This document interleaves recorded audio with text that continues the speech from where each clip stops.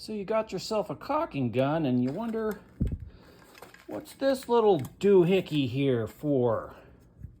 Is that a stand? What is that? Is it to keep it from hurting your tip or something like that against the wall? Like that? No, you moron, that's not what it's for. Because when you cut the tip off of this, there's a seal down here.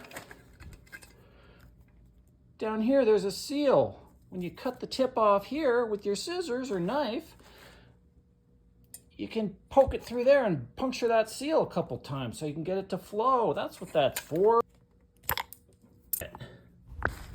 Wipe it off and then fold it back up, and that way you don't lose it and you've always got it.